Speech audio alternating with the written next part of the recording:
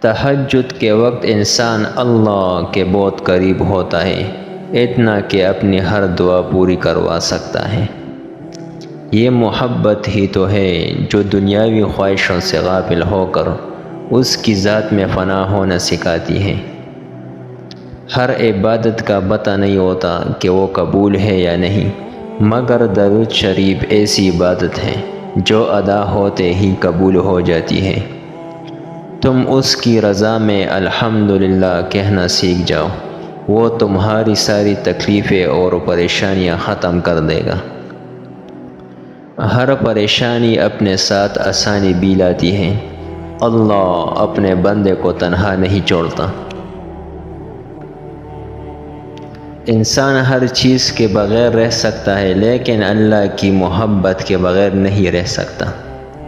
اگر کسی دن درد زیادہ ہو جائے تو شکایت مت کرنا، بس یہ کہنا کہ میرا رب بہت بڑا ہے۔ اللہ تمہیں تہجد تک لے آیا ہے، اس کا مطلب یہ ہے کہ اللہ تم سے راضی ہے، اور تہجد کا مطلب محبوب کو مانگنا نہیں ہے، بلکہ اللہ سے اللہ کی محبت کو مانگنا ہے۔ جس نے سجدوں کی توفیق دی ہے، اس نے معجزوں کی کہانی بھی لکھی ہوگی۔ اللہ سے اپنا رشتہ اتنا مضبوط کرو کہ تمہیں کسی کے سہارے کی طلب ختم ہو جائے۔ تہجد پڑھنے والوں کی تو وہ دعائیں بھی قبول ہو جاتی ہے جن کا ذکر انہوں نے کبھی اپنے آپ سے بھی نہیں کیا ہوتا۔ جب دعا کرتے وقت تمہاری آنکھوں سے آنسو آنے لگے تو سمجھ جانا تمہاری دعا بارگاہ الہی میں قبول ہو چکی ہے۔ آپ جو دیکھتے ہیں اس پر یقین مت کیجیے، کیونکہ دیکھنے میں تو نمک بھی چینی کی طرح ہی لگتا ہے۔ وقت اور سمجھ ایک ساتھ خوش قسمت لوگوں کو ملتے ہیں، کیونکہ اکثر وقت پر سمجھ نہیں ہوتی اور سمجھ آنے تک وقت نہیں رہتا۔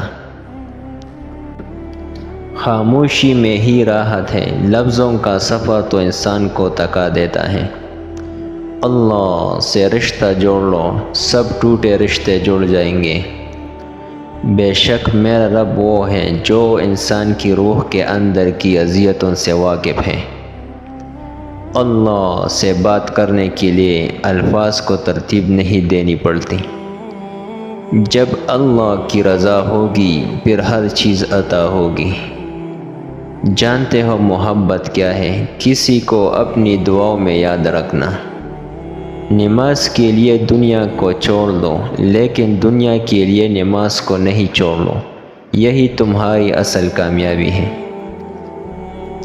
کفن بھی کیا چیز ہے؟ جس نے بنایا اس نے بیچ دیا، جس نے خریدا اس نے استعمال نہیں کیا، اور جس نے استعمال کیا اسے معلوم ہی نہیں۔ کبھی کبھی چپ رہنا شکایت کرنے سے زیادہ بہتر ہوتا ہے، کیونکہ جن کو ہماری شکایت سے فرق نہیں پڑتا ان کے سامنے اپنے الفاظ ضائع کرنے کا کیا فائدہ۔ اپنی اندھیری قبر کو خود روشن کرنے کی تیاری کریں۔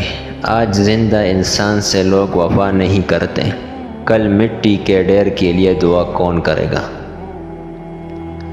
جس کو علم ہو جائے کہ اللہ بڑے غور سے سنتا ہے تو پھر وہ اپنی کہانی کسی اور کو نہیں سناتا۔ ہم مسلمانوں میں سے ہر مسلمان ایمان پر مرنا چاہتا ہے، لیکن ایمان پر جینا کیوں نہیں چاہتا؟